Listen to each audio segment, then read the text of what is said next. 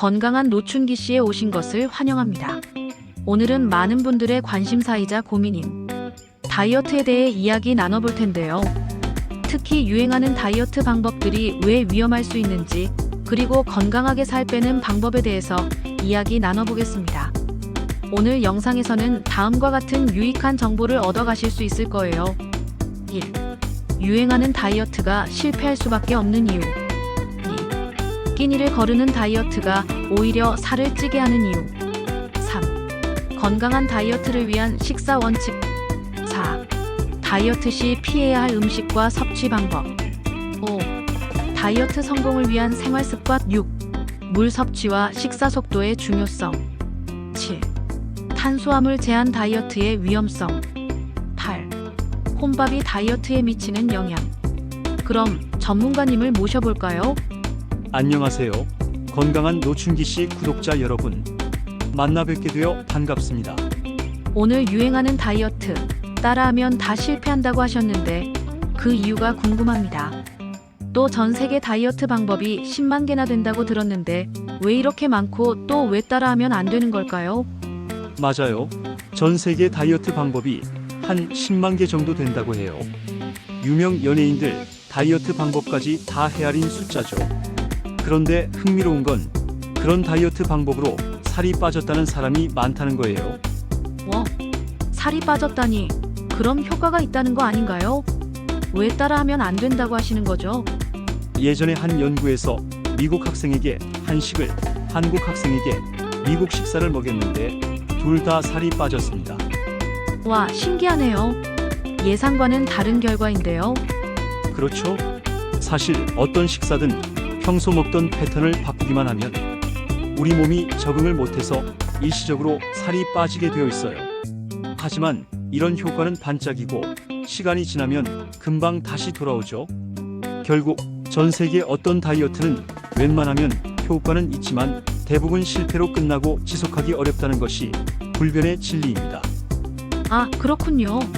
그럼 유행하는 다이어트를 하면 근육이 빠지고 지방이 늘어난다는 말도 있는데 이것도 관련이 있을까요? 네, 맞아요. 요즘 유행하는 다이어트들을 보면 대부분 근육이 많이 빠지고 다시 살이 찔 때는 지방이 더 늘어나는 경우가 많아요. 결국 이런 다이어트는 실패로 이어지기 쉽습니다. 그렇다면 끼니를 거르는 다이어트는 어떨까요? 보통 살을 빼려면 적게 먹어야 한다고 생각하는데요. 놀랍게도 두 끼를 먹는 사람이 세 끼를 먹는 사람보다 더 뚱뚱하다는 데이터 분석 결과가 있습니다. 심지어 두 끼 먹는 사람들이 칼로리나 탄수화물, 지방, 나트륨 섭취량도 적은데 말이죠. 아니, 적게 먹는데 더 뚱뚱하다니요? 이건 정말 의외인데요. 그 이유는 끼니를 거르게 되면 우리 몸이 다음 끼니에 달고 기름지고 짠 음식을 더 찾게 되기 때문이에요. 그걸 먹어야만 안정감과 충족감을 느끼는 거죠. 아, 그래서 폭식으로 이어지는 거군요.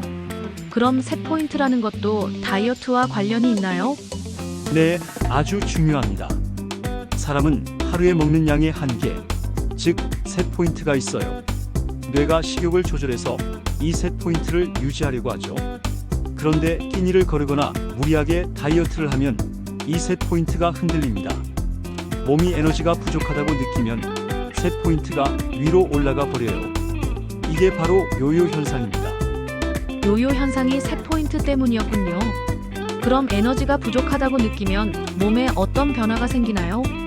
에너지가 부족하다고 느끼면 우리 몸은 조금만 먹어도 그걸 다 지방으로 저장하려고 해요.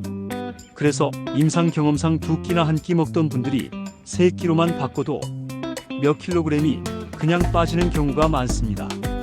세 끼를 먹는데도 살이 빠진다니 정말 놀랍네요. 그 이유는 무엇인가요? 우리 뇌는 음식이 충분히 들어오고 있다고 신호를 받으면 안심을 해요. 그래서 식욕을 자극하지 않고 지방 분해를 방해하는 스트레스 호르몬도 덜 분비하죠.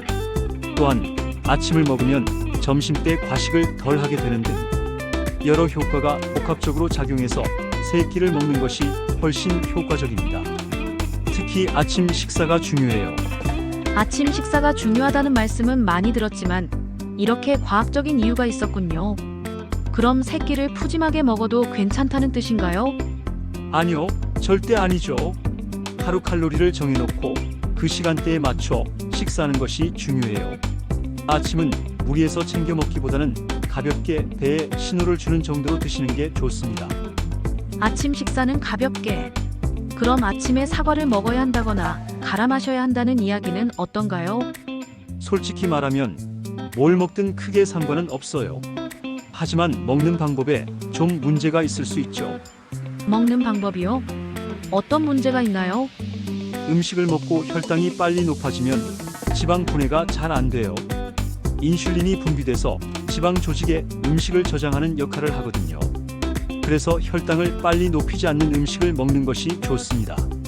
그럼 아침 식사는 어떻게 구성하는 것이 좋을까요? 아침은 탄수화물 조금과 포만감을 유지할 단백질을 섭취하는 것이 좋습니다. 예를 들어 흰빵보다는 통밀빵이 혈당을 천천히 높여 인슐린 분비를 덜하게 하고 우유로 단백질을 보충하는 것도 효과적이죠. 많이 먹을 필요 없이 신호만 주면 저녁 식사량이 줄어들 거예요. 오, 통밀빵과 우유 좋네요. 그럼 단백질만 먹거나 과일만 먹는 건 어떤가요? 단백질만 먹는 건 좋지 않고요. 과일은 좋지만 열대 과일은 혈당을 빨리 높이니 피하는 것이 좋습니다. 그리고 주스로 갈아 마시는 건 별로예요. 주스로 갈아 마시는 게 왜 안 좋은가요? 바쁠 때 간편해서 많이들 마시던데요. 집을 짜면 섬유소가 다 빠져나가서 흡수 속도가 빨라지고 당이 한꺼번에 흡수되어 혈당이 급격히 높아집니다.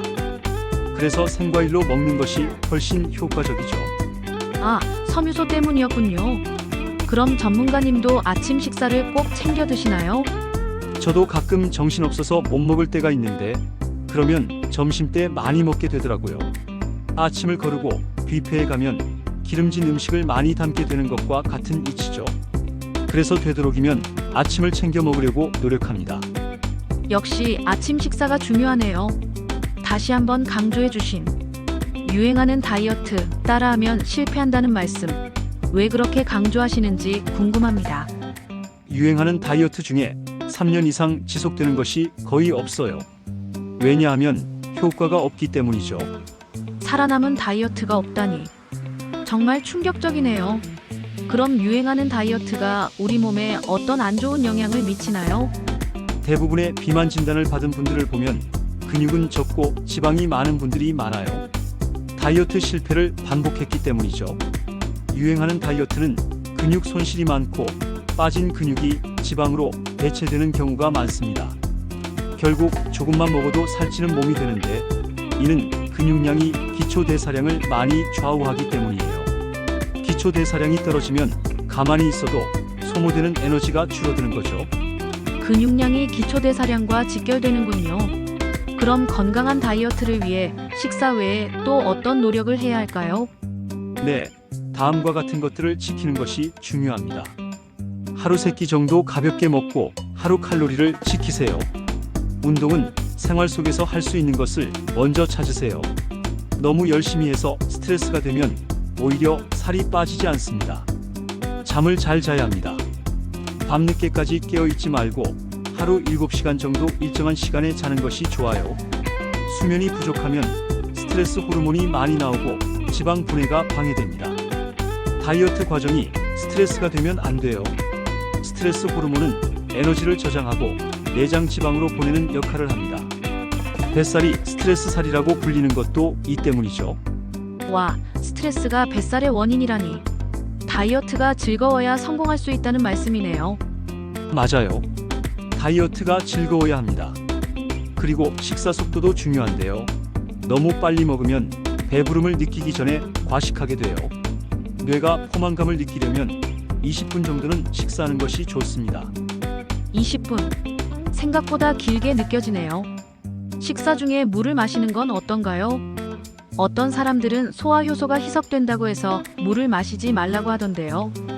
그건 잘못된 정보입니다. 물을 안 마시면 부피감이 없어서 칼로리 밀도가 높은 음식을 더 많이 먹게 되어 비만에 안 좋아요.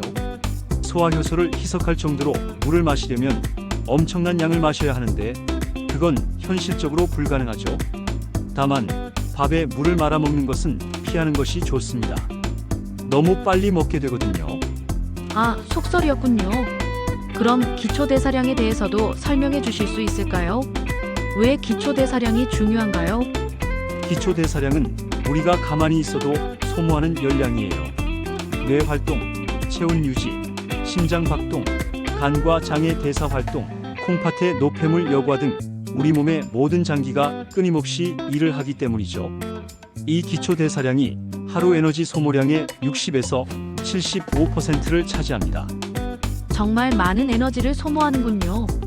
그럼 이 기초대사량 중 가장 많은 에너지를 쓰는 기관은 어디인가요? 바로 우리 뇌입니다. 그런데 뇌는 지방이나 단백질을 에너지로 쓸 수 없고 오직 탄수화물이 분해된 포도당만 쓸 수 있어요. 뇌가 포도당만 쓴다니. 그럼 탄수화물을 극단적으로 제한하는 다이어트는 위험하겠네요. 아주 위험합니다. 탄수화물을 극단적으로 제한하면 뇌는 근육 등에서 포도당과 비슷한 케톤체를 만들어내요. 케톤체가 형성되면 입에서 냄새가 나고 사람이 멍해지는 등의 변화가 생기죠. 물론 살은 빠지지만 오래 견디기 어렵고 다시 음식을 먹기 시작하면 근육 대신 지방이 더 늘어나는 악순환이 반복됩니다. 근육은 가늘어지고 지방만 늘어난다니 정말 무서운데요. 특히 여성들에게 더 문제가 될 수 있다고 하셨죠? 네, 폐경 이후 여성들은 남성 호르몬이 많아지고 뱃살이 나오기 쉬운데 이런 다이어트를 많이 하면 팔다리 근육은 없고 뱃살만 나오면서 무릎 관절 문제나 대사 반응 악화로 혈당이 높아지는 등 여러 건강 문제가 발생할 수 있어요. 결국 탄수화물 극단적 제한 다이어트는 권하고 싶지 않습니다. 탄수화물 비율이 50% 정도 되는 사람이 사망률이 낮다는 연구 결과도 있고요. 탄수화물도 적절히 섭취해야 건강하게 살을 뺄 수 있다는 말씀이네요. 마지막으로 혼밥이 다이어트에 미치는 영향에 대해서도 말씀해 주셨는데 어떤가요? 몇 년 전 혼밥 자료를 분석해보니 남성은 혼밥 여부에 따라 뱃살이나 대사 증후군 위험에 큰 영향을 받았지만 여성은 거의 영향이 없었어요. 당시엔 여성들이 혼자서도 요리를 잘해서 그런가 했는데 요즘은 남녀 모두 혼밥이 문제가 됩니다. 요즘은 남녀 모두 혼밥이 문제라니 시대가 변했군요. 왜 혼밥이 다이어트에 안 좋은 영향을 미치나요? 혼밥을 하면 요리를 잘 안 하고 배달 음식을 많이 시켜 먹게 돼요. 또 혼자 바쁘고 짧은 시간에 빨리 먹어야 하고 외롭다 보니 술을 곁들이는 경우도 많죠. 이런 음식의 종류, 음주, 식탁 문화의 차이가 복합적으로 영향을 미치는 것 같습니다. 혼밥이 단순히 식사의 문제를 넘어 여러 생활 습관과 연결되어 있네요. 그럼 마지막으로 건강한 식사 습관에 대해 조언해 주신다면요? 네, 다음과 같은 방법들을 권하고 싶습니다. 단백질이 많고 섬유소가 풍부한 탄수화물을 천천히 드세요. 물과 채소를 많이 곁들여 부피감을 만드세요. 배부르게 먹지 말고 위가 3분의 2쯤 찼다고 느낄 때 숟가락을 놓는 습관을 들이세요. 일주일 정도 지나면 자연스럽게 위가 줄어듭니다. 같은 음식을 먹더라도 지방과 나트륨 밀도를 줄이고 단 음식을 줄이며 혈당을 빨리 높이지 않는 탄수화물을 선택하는 것이 중요합니다. 오늘 정말 유익하고 현실적인 다이어트 정보를 많이 알려주셔서 감사합니다. 유행을 쫓기보다는 우리 몸의 원리를 이해하고 건강한 습관을 만드는 것이 중요하다는 것을 다시 한번 깨닫게 되었습니다. 건강한 노춘기 씨 구독자 여러분도 오늘 알려드린 정보들을 바탕으로 건강하고 지속 가능한 다이어트에 성공하시길 바랍니다.